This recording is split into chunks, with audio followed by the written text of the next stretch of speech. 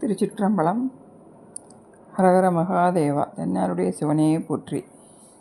சிவ வடிவங்கள் 64ல் 19வது வடிவம் கங்கா விஜர்சன மூர்த்தி. ஆதி காலத்தில் அயோத்தியை இசவாகு குலத்தில் சகரர் என்னும் அரசர் ஆண்டு வந்தார். அவரது முதல் மனைவி சுமதிக்கு 60,000 குழந்தைகளும், 2வது மனைவி கேசினிக்கு 1 குழந்தையும் பிறந்தது.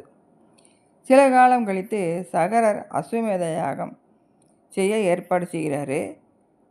அஸ்வமேத யாகம் செய்ய ஒரு குதிரையை கொண்டு வந்தாங்க. இந்த யாகத்தை மன்னன் செய்து முடித்தா அவன் இந்திர பதவிக்கு தகுதி பெற்று விடுவான் அப்படின்னு தற்போது இந்திர பதவியில் இருக்கக்கூடிய இந்திரன் பயந்து இந்த யாகத்தை தடுத்து நிறுத்த முயற்சி பண்ணுறாரு. குதிரை இருந்தால் தானே யாகம் நடைபெறும் என்று யாகத்தை தடுக்க குதிரையை பாதாள லோகத்தில் தவம் செய்துக்கிட்டு இருந்த கபில மகிரிஷியின் ஆசிரமத்தில் கட்டி வைத்து விட்டார். அயோத்தி அரசன் சகரர் குதிரையை தேடிக்கொண்டு வரும்படி தனது 60,000 மகன்களுக்கு கட்டளையிட்டார். பாதாளத்தில் கபில முனிவர் பக்கத்தில் அந்த குதிரையை கண்ட அவர்கள் முனிவர் தான் குதிரையை திருடியவர் அப்படின்னு நினச்சி அவரை திட்டி அவருடைய திட்ட துவங்குறாங்க. அவர் தியானத்தில் இருந்து கண்ணு விழித்து பார்த்த அந்த கபில முனிவர் உடனே 60,000 பேர் அவரது தவசக்தியால் எரிஞ்சு சாம்பலாயிடுறாங்க. எல்லாத்தையும் அறிந்த அந்த அரசன் கபில முனிவரை வணங்கி தான் செய்யும் அஸ்வமேத யாக குதிரை தங்கள் ஆசிரமத்தில் இருக்கிறதுனால இந்த குழப்பங்கள் வந்துச்சு, தன்னோட புதல்வர்களை மன்னிக்குமாறும் சாம்பலான பிள்ளைகளுக்கு விமோச்சனம் தந்து நற்கதி அடைகிறதுக்கு வழி சொல்லணும் அப்படின்னு சொல்லி கேட்டு தன் குதிரையை எடுத்து சொல்கிறதுக்கு அனுமதி கேட்குறாரு. சகரரின் வேண்டுகோளை ஏற்ற கபில முனிவர் குதிரையை எடுத்து செல்ல அனுமதி கொடுக்குறாரு. மேலும் சிவனின் ஒற்றை திருமுடியில் இருக்கக்கூடிய அந்த கங்கை பூலோகம் வந்தால் அந்த சாம்பல் மேலே பட்டு அது புனிதமடையும், அவர்களும் நற்கதி அடைவாங்க அப்படின்னு சொல்லி அதுக்கான விமோசனத்துக்கு வழியையும் சொல்கிறாரு. அதை கேட்டு மகிழ்ந்த சகரர் குதிரையை எடுத்துக்கிட்டு போய் அஸ்வமேத யாகத்தை முடிச்சுட்டு முதல் மனைவியின் வாரிசுகள் 60,000 பேரும் சாம்பலானதால் 2வது மனைவி என்னுடைய புதல்வரான அஞ்சம்மான் அவர்கிட்ட அரச பதவியை கொடுக்குறார். அஞ்சம்மானின் வம்சாவளியில் வந்தவர் தான் பகீரதன். பகீரதன் ஆட்சி பொறுப்பை ஏற்றுக்கொண்டதுக்கப்புறம் தன்னோட முன்னோர்கள் 60,000 பேருக்கும் நடந்ததை தெரிஞ்சுக்கிட்டு நாட்டை துறந்துட்டு கங்கையை பூலோகம் கொண்டு வர பிரம்மதேவரை நினைத்து காட்டில் கடும் தவம் இயற்றினார். இவரின் தவத்தில் மகிழ்ந்த பிரம்மதேவர் கங்கையை பூமிக்கு அனுப்ப இசைகிறாரு. பிரம்மாவின் ஆலோசனை பெற்ற பகீரதன் விண்ணுலகன் போய் அங்கே கங்கையை பார்த்து வணங்கி தன் முன்னோர்களுடைய வரலாற்றை சொல்லி அவர்கள் நற்கதி அடையம்னா கங்கை பூமிக்கு வந்து பின் பாதாளத்துக்கு வந்து தன் முன்னோர்களுக்கு மோட்சமடைய உதவணும் அப்படின்னு சொல்லி வேண்டிக்கிறார்.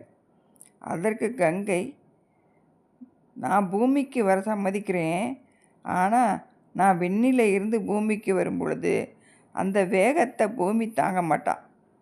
நான் வரும் வேகத்தை என்னால் குறைக்கவும் முடியாது. யாராச்சும் என்னை தாங்கி பிடிச்சி மெல்ல மெல்ல பூமியில் விடுறதுக்கு ஏற்பாடு செஞ்சால் நான் வர்றேன் அப்படின்னு சொல்லிடுறான். பகீரதனும் விண்ணுலகத்து தேவர்கள்ட்ட எல்லாம் பராக்கிரமசாலிகளாக இருக்கிறவங்க எல்லார்ட்டையும் வேண்டுகோள் வைக்கிறாரு. வந்து கங்கையை தாங்கி பிடிக்க சொல்கிறாரு. ஆனால் கங்கையின் உண்மையான வேகத்தை அறிந்த அனைவரும் மறுத்துடுறாங்க. பகீரதன் மகாவிஷ்ணுவை போய் வேண்டுறாரு. அவர் இச்செயல் சிவன் ஒருவரால் மட்டும்தான் முடியும், அவர் தான் கங்கையை கட்டுப்படுத்தக்கூடிய வல்லவர், அதனால் அவரை தியானித்து தவம் பண்ணு அப்படின்னு சொல்லிடுறார். சிவனை நோக்கி தவம் இருக்கார் பகீரதன். மனம் மகிழ்ந்த சிவனும் அவருக்கு காட்சி கொடுத்து, உன் தவத்துக்காக மகிழ்ச்சி அடைகிறேன், உன்னோட முன்னோர்கள் கடைந்தேறதுக்காக நீ கையாண்ட வழிகளையும் உன்னோட விடாமுயற்சியும் உறுதியையும் பாராட்டுகிறேன். கங்கை பூமிக்கு வரும்போது நான் பூமியில் நின்று எனது சடாபாரத்தை விரித்து பிடிச்சிக்கிறேன் அப்படின்னு சொல்லிடுறார். கங்கை அதில் குதிக்கட்டும், அதிலிருந்து அவளை கீழே பாய்ந்து தவளை நான் விடுறேன் அப்படின்னு சொன்ன உடனே பகீரதனும் கங்கைகிட்ட சிவனின் உதவி செஞ்சதை போய் தெரிவிக்கிறாரு. அவளும் மகிழ்வோட சத்தமிட்டபடி பூமியை நோக்கி வேகமாக பாய்ந்து வரா. சிவன் தன் சடையை விரித்து பிடிக்கிறார். அப்போது கங்கைக்குள் அகங்காரமும் சேர்ந்து புகுந்துக்கிறது. நான் மிகவும் வேகமாக வருகிறேன், எனது ஆற்றலையும் வேகத்தையும் இந்த சிவனால் தாங்க இயலுமா அப்படின்னு யோசிச்சுக்கிட்டு வர்றா. எல்லாம் வல்ல சிவன் கங்கையின் மன ஓட்டத்தை புரிஞ்சுக்கிட்டு நதி ரூபத்தில் அவளுடைய நீரோட்டத்தை தன் ஜடையிலேயே முடித்து சுருட்டி கட்டிக்கிறார். திணறி போன கங்கை வெளியே வர முடியாமல் தவிச்சு தன் அகங்காரம் அத்தோட போகிக்கிறான். பகீரதனோ கங்கையை காணாமல் ரொம்ப கலக்கமடைஞ்சு சிவனை நோக்கி மீண்டும் ஒற்றை காலில் தவம் பண்ணுறார். பகீரதன் முன் தோன்றிய சிவன் கங்கையின் கருவத்தை ஒடுக்க வேண்டிய நான் இப்படி செஞ்சேன் அப்படின்னு சொல்லி கங்கையை மெல்ல மெல்ல வெளியே விடுறார். அவளை அப்படியே தாங்கி கொண்டு இமயத்தில் நந்தியம்பெருமான் விட கங்கை அங்கிருந்து பாய தொடங்குறா. பகீரதன் அவளை பின்தொடர்ந்து வர்றார். வழியில் ஜான்கவி என்னும் ரிஷியின் ஆசிரமம் இருக்குது. கங்கை வந்த வேகத்தில் அந்த ஆசிரமத்தை முற்றிலும் நீரால் அழித்து முனிவரையும் உருட்டி தள்ள ஆயத்தமாயிடுறான். கோபம் கொண்ட முனிவர் கங்கையை அப்படியே தன் கைகளால் கங்கையை எடுத்து அள்ளி குடிச்சுடுறார். கங்கை மீண்டும் சிறைப்பட்டுடுறான். பகீரதன் கலங்கியே போயிட்டான். முனிவரின் கால்களில் விழுந்து வணங்கி தன் ஆற்றாமையையும் கங்கைக்காக தான் மன்னிப்பு கோருவதாகவும் தெரிவிக்கிறான். அவன் நிலை கண்டு மனமிறங்கிய ஜான்கவி முனிவர் கங்கையை தன் செவி வழியே மிக மெதுவாக விடுறார். அதனால் கங்கைக்கு ஜானவி அப்படிங்கிற ஒரு பெயர் ஏற்பட்டது. இதுக்கப்புறம் தடை ஏதும் இல்லாமல் பாய்ந்து வந்த கங்கையை பாதாளம் அழைத்து சென்றான் பகீரதன்.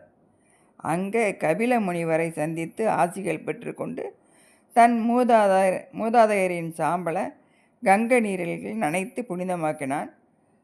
சகரர் புத்திரர்கள் 60,000 பேருக்கும் நற்கதி கிடைச்சி அன்று முதலே கங்கை பூமியில் பாய ஆரம்பிக்கிறான்.